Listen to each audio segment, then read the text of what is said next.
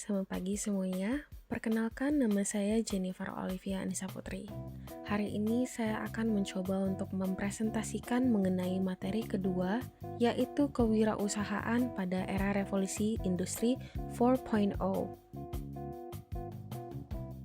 Pada presentasi hari ini, ada 4 poin penting yang akan saya jelaskan, yaitu yang pertama adalah mengenai sejarah dan perkembangan, yang kedua adalah mengenai kewirausahaan pada revolusi industri 4.0, yang ketiga adalah tren kewirausahaan revolusi industri 4.0, dan yang terakhir adalah tingkat wirausaha di Indonesia. Yang pertama yang akan saya jelaskan adalah apa itu revolusi industri. Secara simpelnya, pengertian dari revolusi industri adalah perubahan besar dan radikal terhadap cara manusia memproduksi barang. Perubahan besar ini tercatat sudah terjadi 3 kali, dan saat ini kita sedang mengalami revolusi industri yang keempat.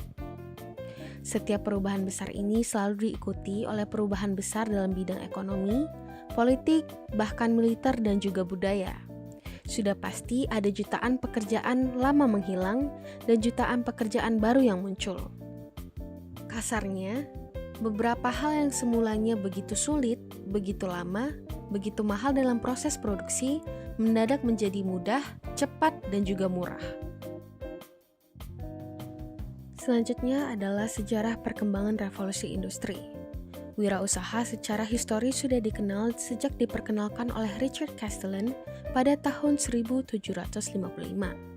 Sejak saat itu, terjadilah beberapa era revolusi industri yang dimulai dari tahun 1770-an hingga tahun 2011. Revolusi industri pertama. Revolusi industri ini muncul pertama kali di negara Inggris pada akhir tahun 1770-an dan menyebar ke seluruh dunia termasuk Amerika Serikat pada tahun 1830-an dan 40-an. Secara spesifik, ada 3 faktor utama yang mendorong era revolusi industri pertama ini, yaitu revolusi pertanian, peningkatan populasi, dan juga keunggulan Inggris Raya. Era revolusi industri pertama ini dimulai di Inggris dengan ditemukannya mesin uap, lalu digunakan dalam proses produksi barang. Penemuan ini penting sekali karena sebelum adanya mesin uap, manusia cuma bisa mengandalkan tenaga otot, tenaga air, dan tenaga angin untuk menggerakkan apapun. Dan masalahnya tenaga otot amat sangat terbatas. Misalnya seperti manusia, kuda, sapi, dan tenaga-tenaga otot lainnya tidak mungkin bisa mengangkat barang yang amat berat bahkan dengan bantuan katrol sekalipun. Butuh istirahat yang berkala untuk memulihkan tenaga tersebut, sehingga proses produksi kalau mau berjalan 24 jam sehari membutuhkan tenaga. Selain dengan otot, tenaga lain yang sering digunakan adalah tenaga air dan juga tenaga angin. Biasanya ini digunakan di penggilingan. Untuk memutar penggilingan yang begitu berat, seringkali manusia menggunakan kincir air atau dengan kincir angin. Masalah utama dari 2 tenaga ini adalah manusia tidak dapat menggunakannya di mana saja, karena 2 tenaga ini hanya dapat digunakan di daerah yang dekat dengan air terjun ataupun di daerah yang berangin. Penemuan mesin uap ini sangatlah membantu manusia, karena berkat dari mesin uap ini tak ada lagi batasan waktu untuk menggerakkan mesin. Asalkan dipasangkan mesin uap, sebuah penggilingan bisa didirikan di mana saja, tak perlu dekat air terjun ataupun di daerah yang berangin. Karena kini tenaga mesin tidak dibatasi oleh otot, angin, dan air terjun, terjadilah penghematan biaya dalam jumlah yang luar biasa di bidang produksi, transportasi, dan bahkan juga militer. Barang-barang yang diproduksi menjadi jauh lebih mudah, lebih murah, dan lebih banyak. Uang yang semula dipakai untuk memproduksi dan membeli barang-barang mahal tersebut kini dapat dipakai untuk hal yang lain, sehingga barang-barang yang tak diproduksi menggunakan mesin uap pun menjadi jauh lebih laku. Revolusi industri pertama ini mengubah masyarakat dunia dari masyarakat agraris di mana mayoritas masyarakat bekerja sebagai petani menjadi masyarakat industri. Revolusi industri kedua yang terjadi di awal abad ke-20. Saat itu produksi memang sudah menggunakan mesin, tenaga otot sudah digantikan oleh mesin uap, dan kini tenaga uap mulai digantikan dengan tenaga listrik. Namun, proses produksi di pabrik masih jauh dari kata modern dalam hal transportasi. Di akhir tahun 1800-an, mobil mulai diproduksi secara massal. Namun di pabrik mobil, setiap mobil dirakit dari awal hingga akhir di titik yang sama. Semua komponen mobil harus dibawa ke tukang perakit. Seorang tukang perakit ini harus memproses barang tersebut dari nol hingga produk jadi. Tanda dimulainya revolusi industri kedua ini adalah dengan terciptanya lini produksi atau dengan assembly line yang menggunakan ban berjalan atau juga disebut dengan conveyor belt di tahun 1913. Hasil dari penemuan terkait dengan roda berjalan untuk meningkatkan output barang yang diproduksi oleh pabrik. Selain itu, perubahan sistem pada pekerja juga dilakukan untuk mempercepat proses produksi, yaitu dengan tidak ada lagi satu tukang yang menyelesaikan satu mobil dari awal hingga akhir. Para tukang yang tadinya mengerjakan banyak tugas diorganisir untuk menjadi spesialis dan cuman mengurus satu bagian saja, memasang ban misalnya. Produksi mobil yang seperti ini membuat mobil menjadi barang yang terjangkau. Mendadak ratusan ribu bahkan jutaan orang jadi punya mobil. Mendadak transportasi dari rumah ke tempat kerja jadi jauh lebih mudah, tidak tergantung jarak, tidak tergantung jadwal transportasi umum juga.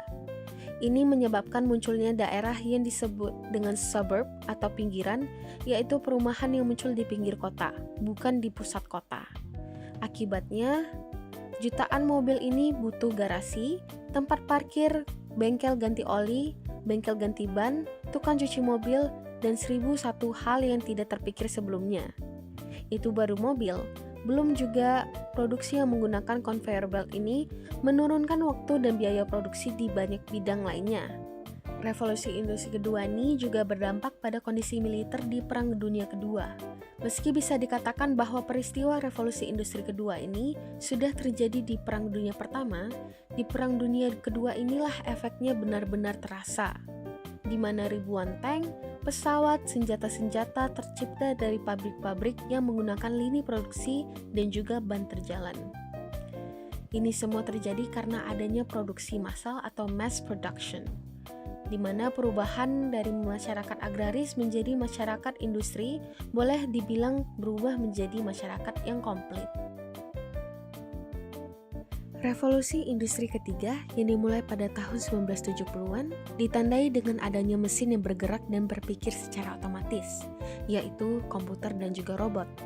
Karena hal inilah revolusi ketiga ini memiliki nama lain, yaitu revolusi digital. Peristiwa revolusi di industri ini disebut perubahan karena lahirnya teknologi komputer yang mendadakkan cikal bakal kemudahan kerja untuk manusia. Bisa dibilang abad informasi dipicu oleh munculnya revolusi industri yang ketiga. Kemajuan teknologi komputer ini menjadi ngebut luar biasa setelah Perang Dunia Kedua selesai. Penemuan semikonduktor disusul juga dengan transistor. Lalu IC membuat ukuran komputer semakin kecil dan listrik yang juga dibutuhkan semakin sedikit, sementara kemampuan berhitungnya terbang ke langit. Mengecilnya ukuran komputer menjadi penting, sebab kini komputer bisa dipasang di mesin-mesin yang mengoperasikan lini produksi. Kini komputer menggantikan banyak manusia sebagai operator dan pengendali lini produksi. Sama seperti operator telepon di perusahaan telepon digantikan oleh relay sehingga kita tinggal menelpon nomor telepon untuk menghubungi teman kita. Proses ini disebut dengan otomatisasi, di mana semuanya menjadi otomatis, tidak memerlukan manusia lagi. Artinya sekali lagi terjadi penurunan kelangkaan SDM, di mana terbebasnya ribuan tenaga kerja untuk pekerjaan-pekerjaan lain. Seiring dengan kemajuannya komputer, kemajuan mesin-mesin yang bisa dikendalikan komputer juga meningkat. Macam-macam mesin diciptakan dengan bentuk dan fungsi yang menyerupai bentuk dan fungsi manusia. Peristiwa revolusi industri ketiga ini menempatkan komputer sebagai otak dari sebuah mesin, robot menjadi tangannya, dan pelan-pelan fungsi pekerja kasar dan pekerja manual menghilang. Era revolusi terakhir yaitu revolusi industri keempat. di mana di revolusi ini adalah perpaduan kemajuan dalam kecerdasan buatan, robotika, Internet of Things, pencetakan 3D, rekayasa genetika, komputasi kuantum, dan juga teknologi lainnya. Yang pertama dari peristiwa revolusi industri keempat yang paling terasa adalah internet, di mana semua komputer tersambung ke sebuah jaringan bersama. Komputer ini juga semakin mengecil sebesar kepalan tangan kita yang kita sebut dengan smartphone. Bukan cuma kita yang tersambung ke jaringan raksasa, namun juga orang-orangnya tersebut. Inilah bagian pertama dari revolusi industri keempat, yaitu Internet of Things. Contohnya, saat komputer-komputer yang ada di pabrik tersambung ke internet, saat ada setiap masalah yang terjadi di lini produksi, bisa langsung diketahui saat itu juga oleh pemilik pabrik dimanapun si pemilik berada. Kemudian kemajuan teknologi juga menciptakan 1001 sensor baru dan 1001 cara untuk memanfaatkan informasi yang didapat dari sensor-sensor tersebut yang merekam segalanya selama 24 jam sehari. Informasi ini bahkan menyangkut kinerja pegawai manusianya. Misalnya, kini perusahaan bisa melacak gerakan semua setiap pegawainya selama berada di dalam pabrik. Dari gerakan tersebut bisa terlihat misalnya kalau pegawai-pegawai tersebut menghabiskan waktunya terlalu banyak di satu bagian sehingga bagian tersebut perlu diperbaiki. Ketiga, berhubungan dengan yang pertama dan kedua adalah cloud computing, di mana perhitungan-perhitungan rumit tetap memerlukan komputer canggih yang besar. Karena sudah terhubung dengan internet, karena ada banyak data yang bisa dikirim melalui internet, semua perhitungan tersebut bisa dilakukan di tempat lain, bukan di pabrik.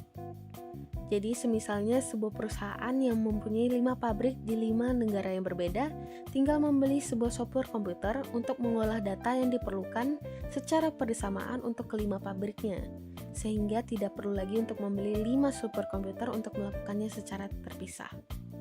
Yang keempat adalah yang besar, yaitu machine learning, di mana mesin ini adalah mesin yang memiliki kemampuan untuk belajar dan bisa sadar bahwa dirinya melakukan kesalahan, sehingga melakukan koreksi yang tepat untuk memperbaiki hasil berikutnya.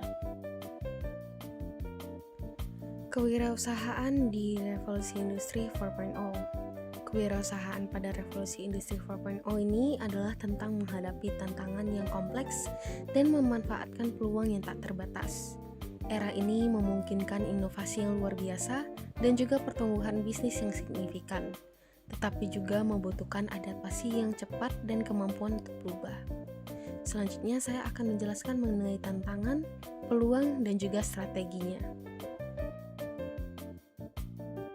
Ada beberapa tantangan kewirausahaan di era industri 4.0 ini. Yang pertama adalah perubahan yang cepat dalam teknologi. Salah satu tantangan utama yang dihadapi oleh para wirausahawan adalah perubahan teknologi yang cepat.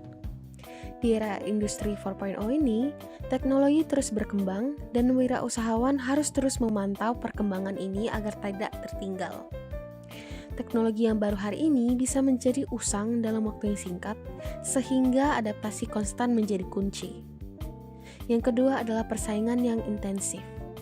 Dengan konektivitas global, bisnis sekarang bersaing dalam skala yang lebih besar dan lebih intensif. Para wirausahawan ini harus bersaing dengan perusahaan besar dan kecil dari seluruh dunia. Menciptakan nilai tambah dan membedakan diri dari pesaing adalah penting untuk bertahan. Yang ketiga adalah keamanan cyber. Dalam era di mana data menjadi aset berharga, keamanan siber adalah tantangan besar. Serangan siber yang berhasil dapat merusak reputasi bisnis dan mengancam kelangsungan operasional. Wirausahawan harus menginvestasikan sumber daya dalam melindungi data dan sistem mereka. Yang keempat adalah biaya dan akses teknologi. Meskipun teknologi canggih tersedia, biaya awalnya mungkin tinggi, dan aksesnya mungkin tidak merata di seluruh dunia. Hal ini dapat menjadi hambatan bagi wirausahawan di beberapa wilayah untuk mengadopsi teknologi terbaru. Yang kelima adalah regulasi yang berubah-ubah. Regulasi terus berubah seiring dengan perkembangan teknologi. Wirausahawan harus memahami dan mematuhi peraturan yang berlaku yang dapat bervariasi dari negara ke negara. Kemudian kita beralih ke peluang kewirausahaan di era industri 4.0 ini. Yang pertama adalah inovasi produk dan layanan. Revolusi industri 4.0 ini membuka pintu bagi inovasi produk dan layanan yang belum pernah terjadi sebelumnya. Wirausahawan dapat menciptakan solusi baru yang lebih efisien, lebih cerdas, dan lebih terhubung untuk memenuhi kebutuhan pelanggan. Yang kedua adalah akses ke pasar global. Internet telah menghapus batasan geografis dalam bisnis. Wirausahawan sekarang memiliki akses ke pasar global yang luas dan dapat menjual produk atau layanan mereka ke seluruh dunia. Ini menciptakan peluang pertumbuhan yang signifikan. Kemudian yang ketiga adalah model bisnis berbasis berlangganan. Model bisnis berlangganan telah menjadi populer di era industri 4.0 ini. Dengan model ini, wirausahawan dapat menciptakan aliran pendapatan yang lebih stabil dengan pelanggan yang membayar secara berkala untuk akses atau penggunaan jasa. Kemudian yang keempat adalah analisis data yang mendalam.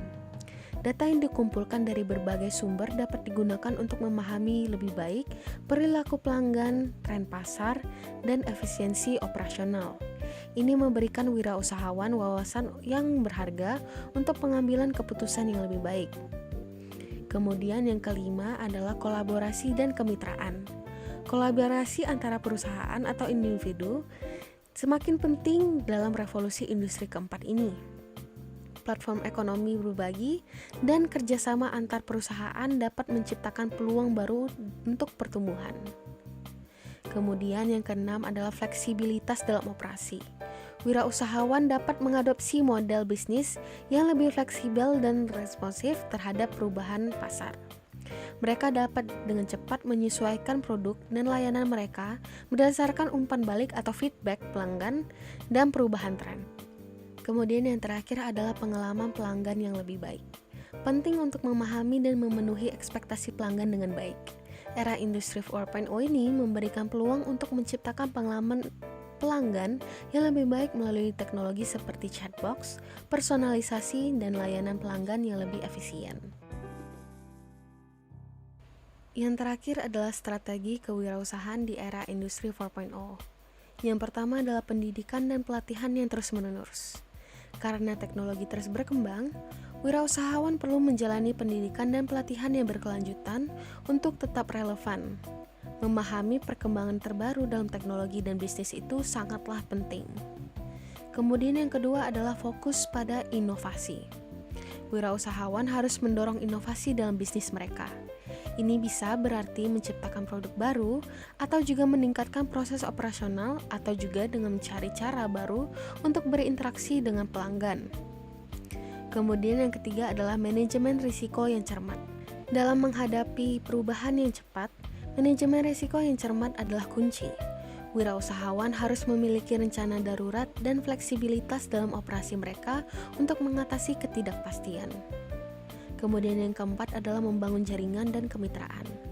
Koneksi dengan orang lain dalam industri dan membangun kemitraan dapat membuka pintu bagi peluang kolaborasi dan pertumbuhan bisnis.